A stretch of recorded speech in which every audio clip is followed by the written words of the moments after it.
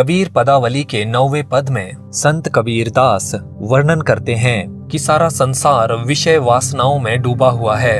हमारा मन और हमारी इंद्रियां भी निरंतर माया के आकर्षण, भोग विलास और सांसारिक सुखों की ओर आकर्षित होती रहती हैं। लेकिन जो साधक साधना में लीन रहता है और जिस पर ईश्वरीय कृपा होती है, वो माया और सांसारिक सुखों के आकर्षण से मुक्त हो जाता है। कबीर कहते हैं, इहि तत् राम जपहु रे प्राणी, बूझऊ अकथ कहानी, हरि कर भाव होई जा ऊपरी, जागृत रैनी बिहानी।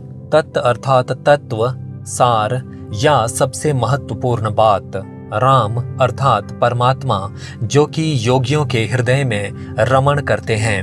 जपहु अर्थात जाप करो या याद करो।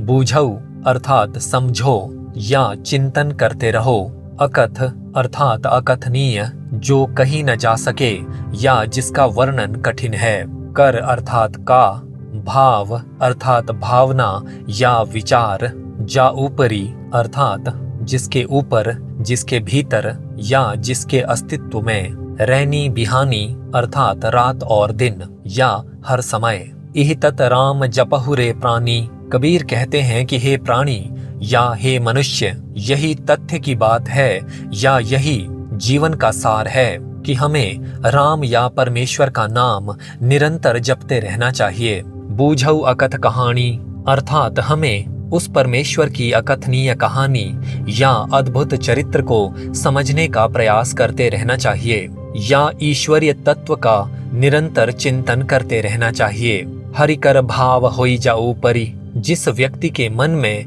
या जिसके भीतर परमात्मा का विचार सर्वोपरि होता है या जो व्यक्ति ईश्वरीय चिंतन को प्रमुखता देता है, जागृत रैनी बिहानी, वो व्यक्ति या साधक आध्यात्मिक रूप से रात और दिन जागृत रहता है।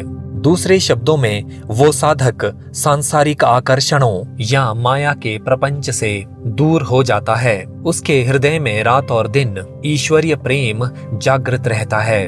अगली पंक्तियों में कबीर उन सांसारिक आकर्षणों या बाधाओं का वर्णन करते हैं जो मनुष्य या साधक को साधना के पथ से विचलित करती रहती हैं। कबीर कहते हैं, डाइन डारे सुनहा डोरे, स्यंघ रहे बन घेरे, पंच कुटुंब मिली झूझन लागे, बाजत सबद संघेरे। डाइन अर्थात डायन। डायन यहाँ पर माया की प्रतीक है। सुनहा अर्थात श्वान या कुत्ते, जो कि माया रूपी डायन के साथी हैं। ये कुत्ते लालच, द्वेष, ईर्ष्या आदि मनोविकारों के प्रतीक हैं, जो कि मनुष्य को घेर कर माया की ओर ले जाते हैं। डोरे अर्थात चक्कर या फेरा। डारे डोरे शब्दों का अर्थ है चक्कर लगाती है, फिरती रहती है या फेरा लगाती है। स्यंघ अर्थात सिंह या शेर। सिंह यहाँ पर अहंकार का प्रतीक है। वन अर्थात जंगल। वन यहाँ पर शरीर का प्रतीक है। पंच कुटुंब अर्थात परिवार के 5 सदस्य। यहाँ पर पंच कुटुंब 5 ज्ञानेंद्रियों के प्रतीक हैं। आँख, कान, नाक, जीभ और त्वचा प्रमुख ज्ञानेंद्रियां हैं, जिनके माध्यम से हमें रूप, रस, गंध, स्पर्श एवं शब्द का पता चलता है। झूझन लागे अर्थात लड़ रही हैं या आपस में स्पर्धा कर रही हैं। बाजत अर्थात बज रहे हैं। सबद अर्थात आवाजें या वाद्य यंत्र जिनसे आवाज निकलती है। सबद विषय वासनाओं के शोर या हलचल का प्रतीक है। संघेरे अर्थात सघन, घोर या बहुत जोर से। डाइन डारे सुनहा डोरे। कबीर कहते हैं कि माया रूपी डायन लालच, द्वेष, ईर्ष्या रूपी कुत्तों के साथ चक्कर लगा रही है या हर ओर घूमती फिर रही है। स्यंघ रहे बन घेरे और अहंकार रूपी शेर ने शरीर रूपी जंगल को घेर रखा है या अपने वश में कर रखा है। दूसरे शब्दों में मनुष्य का चित्त या उसका व्यक्तित्व अहंकार से भर गया है। पंच कुटुंब मिली झूझन लागे। मनुष्य की 5 ज्ञानेंद्रियां आपस में लड़ रही हैं, क्योंकि सभी एक दूसरे से ज्यादा सांसारिक सुखों को प्राप्त करना चाहती हैं। बाजत सबद संघेरे। विषय वासनाओं या भोग विलास का भयंकर शोर हर ओर गूंज रहा है।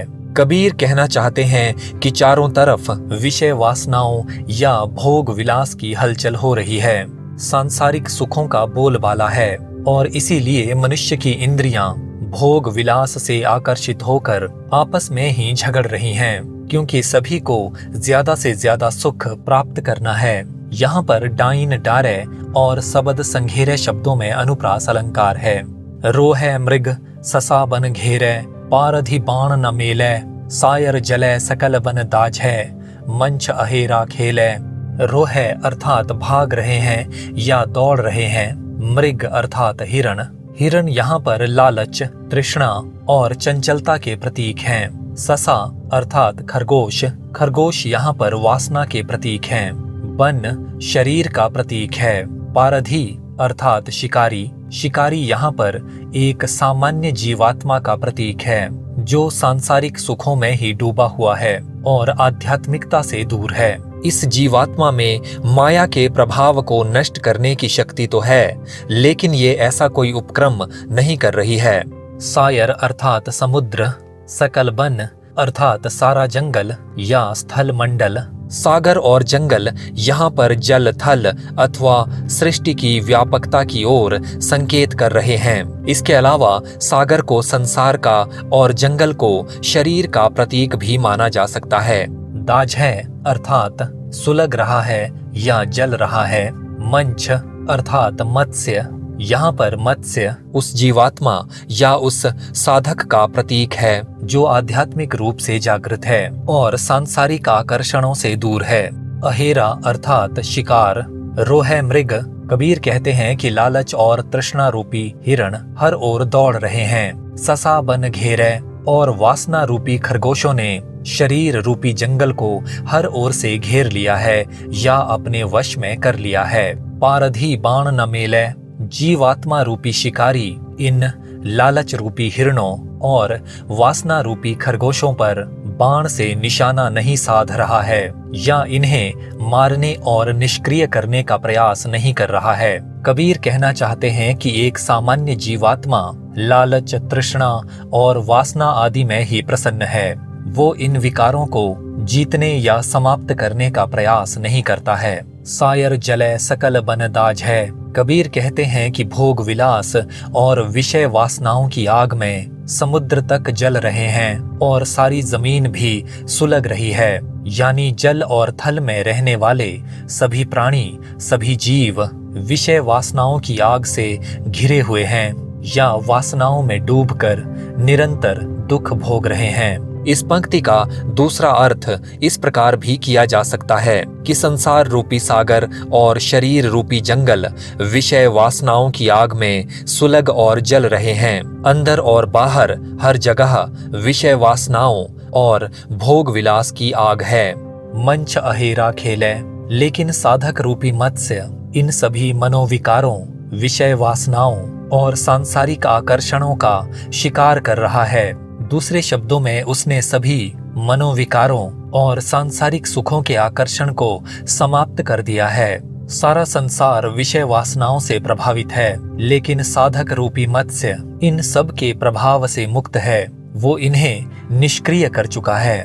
सोई पंडित सो तत ज्ञाता, जो इहि पद ही विचारै, कह कबीर सोई गुरु मेरा, आप तिरै मोहि तारै।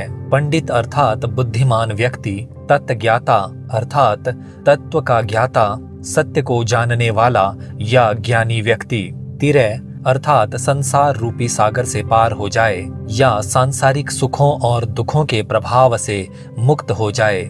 सोई पंडित, कबीर कहते हैं कि वही व्यक्ति बुद्धिमान है। सो तत् ज्ञाता, और वही व्यक्ति सत्य को जानने वाला है। जो इह पद ही विचारै, जो इस पद में कही गई बातों पर विचार करता है या इस प्रकार की आध्यात्मिक बातों पर चिंतन करता है। कहे कबीर सोई गुरु मेरा, कबीर कहते हैं कि वही व्यक्ति मेरा गुरु है या केवल उसी व्यक्ति को मैं अपने गुरु का स्थान दे सकता हूँ। आप तिरै मोहि तारै, जो स्वयं भी भव सागर से तर जाए और मुझे अथवा अपने शिष्य को भी भव सागर से तार दे। दूसरे शब्दों में जो व्यक्ति आध्यात्मिक रूप से इतना परिपक्व हो जाए कि उस पर सांसारिक आकर्षणों, सांसारिक सुखों और दुखों का कोई प्रभाव ना पड़े और जो अपने शिष्य को भी इसी प्रकार की आध्यात्मिक ऊंचाइयों तक ले जाए, वही सच्चा आध्यात्मिक गुरु है। यहाँ पर कहे कबीर शब्दों में अनुप्रास अलंकार है।